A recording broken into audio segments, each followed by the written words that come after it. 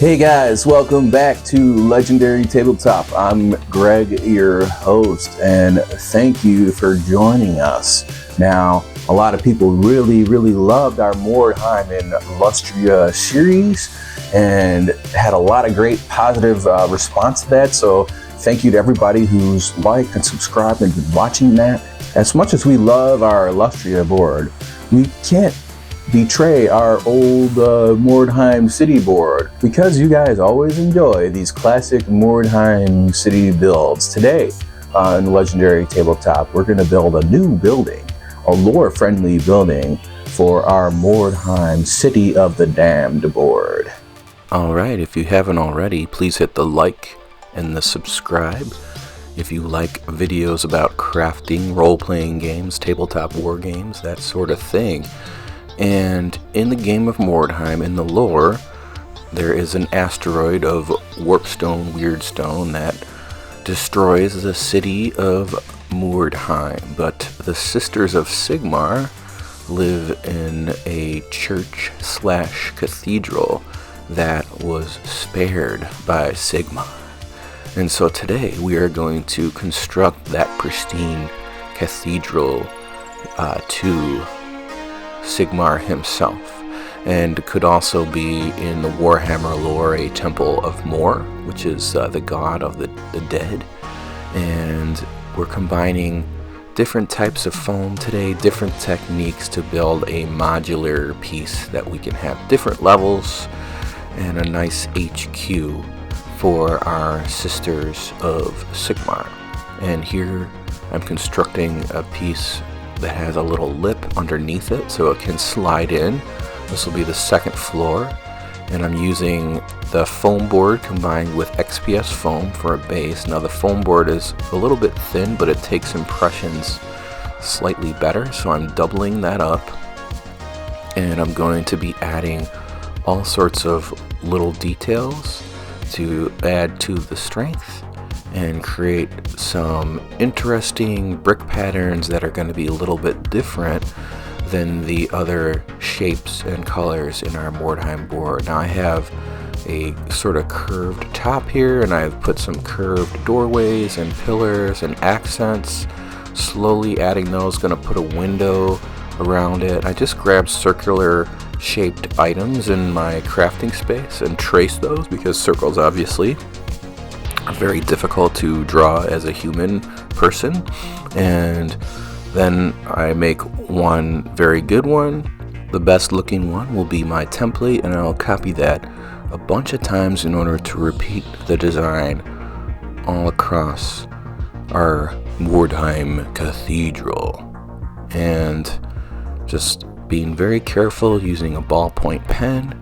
Now this foam board is not as structurally sound as XPS foam, so when we move on to the detail portion, we're going to avoid, for the most part, the hot wire tool. It's going to be a little bit more tedious to use the ballpoint pen, but I think we're going to be able to get a little more intricate detail. It's going to take a while to carve everything in here, make it look nice, but you know, that is the game that we play. And then so I'm trying a new brick technique where I cut out some thin little kind of like L-shaped bricks here, and then I'm just using some PVA glue to put those where some bricks would be protruding, and that'll be an interesting design. And then I'm taking an piece of MDF, cutting some half circles that match that top piece, and then using some hot glue and bending it and holding it and letting it dry so I could have this modular roof piece. And then I take some additional MDF strips and I just line the top of the roof here, and I'm gonna add several layers of that. And then I have these little pieces from some of the Dungeons and Lasers line, and just some leftover tidbits that are going to be perfect for some weather vane type accents and some gargoyle type accents. And that'll save us a little time, it'll look nice, and it'll scale wonderfully with are 28 millimeter pieces. We've carved some steps into the front here. We have all sorts of little archways and little notches and nooks, and all these pieces do come apart so that when we do get into a game, we can open up and move our little naughty boys and naughty girls around the table. And now I'm moving on to the ballpoint pen portion, and just very slowly and meticulously drawing in some tight little brick patterns. And the key to the ballpoint pen is to kind of go slowly, to almost gently pressure at first, and then you increase the pressure as you go. If you press too hard initially, you can kind of just go right through the piece. And if you are new to this, just take a piece and practice doing some bricks before you move on to your more permanent piece. And you just need to kind of learn what pressure works and what doesn't. And here I'm realizing I probably should have done the bricks before I added the protruding bricks, but we made it work. And then off camera, I also cut out some of these doorways and windows. I got a very sharp new blade with my Alpha knife, and cut out what's going to be the windows. Now, inside, I'm covering some of my sloppiness and also making the structure a little bit more believable by carving out some XPS foam wood beams, and then I'm using just some hot glue here to stick those into some spots where I can hide some of the seams of the thinner foam board, and it also looks nice and believable, like structure of this time period might look, even though this is an imaginary time period. But in the Warhammer world, the lore is based off of the Holy Roman Empire. So it's this pre-industrialized, almost Renaissance level situation and development. And that's just one of the cool things about Warhammer lore, is it's just so tightly connected to our world. And the empire being basically Germany and the Holy Roman Empire. And we've carved some cool little diagonal stripes into some of the molding and created sort of a design language here. I glued a couple little pieces of bricks that have fallen off. The idea in the story is that everything in Mordheim is destroyed, but this cathedral is somewhat intact. Basically just the windows have been blown out and there's some debris, that sort of thing. But the building itself is not destroyed. And we put some cool brick patterns inside, so when we lift up, we can have some nice looking terrain. And then I have this granny grating, which is, I think that's like the slang we call it here in the States, but it's like a sewing tool. I'm lost for words on what exactly you call it, but yeah, they call it granny grating. You can get it at craft stores, but it works perfectly for windows and Warhammer 40k walkways and that sort of thing. So we have made some shapes, and now we're moving on and applying our 100% American-made Freedom paste.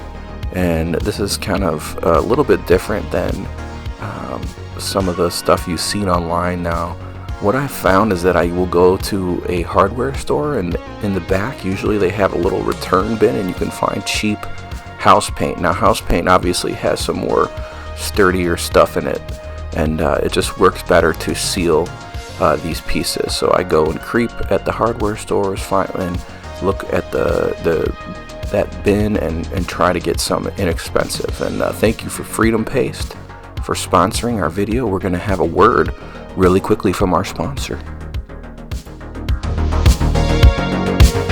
Hey man, I heard you've been watching Legendary Tabletop. Great channel. I heard you like crafting. I heard you like building tabletop terrain. Now, do you want your terrain to last just a few days? Or do you want your terrain to last as long as the greatest country in the world? Do you want extra freedom on your terrain? Have you been using subpar products? Well, stop it! Stop it right now! Because here at Legendary Tabletop, we only use American-made Freedom Paste. Now add some freedom to your crafts. Order now. Only 5 payments of $9.99 make your crafts strong as freedom. Become a certified fucking legend. Legendary Tabletop. That's what's up.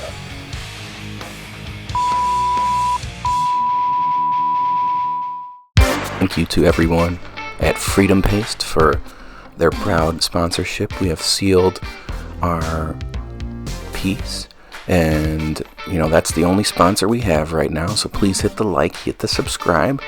It's our goal to be the first hobby channel to be sponsored by Blue Chew. And here we are beginning our undercoat, and I put some of the steps here up on the screen to make it easier for you guys. So first step, we have an undercoat of teal, dark blue, dark green, and brown for the wood pieces. And I'm using the blue, that dark blue, as the shadows in the lower portion. The second step, I'm using burnished copper and hitting the windows, the statues, and that rooftop. And I'm doing 2 coats of this. The second coat I'll do on the more raised parts in order to create a lighting effect. And you can see how that paint looks really nice on that MDF. Comes across really nicely, and the MDF does have a little bit of texture to it, so it does paint up nicely. And then now we're gonna let that dry, and I move on to the third step here. I'm doing a dry brush of a light turquoise, a light teal, in a downward motion, wiping most of the paint away from the brush in order to hit the lighter spots here and create the illusion of light. We have sort of light shining in through these windows here, the bricks that are on the outside, the edges, and it really creates a nice realistic effect and blends a lot of the undercoat together. And then now I'm using some flock here, and you can see how I made this. I just basically throw some craft paint, a little bit of water with some sawdust, and I created a fall blend here. This is like oranges and reds and browns. It's a little bright, so we're going to use a wash to dye it down or darken it a bit. But our Mordheim board is like a fall motif, so there's a lot of these leaves on a lot of the terrain, and so I'm putting the leaves into the edges and places where they might have blown and rested on the inside and on the edges and on the staircases, etc. And then I add the black brown ink wash after I let it dry to seal it and darken it and match with the rest of the Mordheim board, and it's looking nice. It's looking good. And yeah, that sawdust flock is a nice little trick. So we're all finished with our Mordheim Cathedral. Could be the Cathedral of Mor, could be the headquarters for the Sisters of Sigmar, could be something else in your other games. We've got the modularity that we wanted, and I have to say, it really turned out great. I say this every video, but this is, probably my favorite piece that I've ever made for my Mordheim board. So thank you guys for watching. If you haven't already, please hit the like, hit the subscribe. Without further ado, we're gonna roll that beautiful bean footage.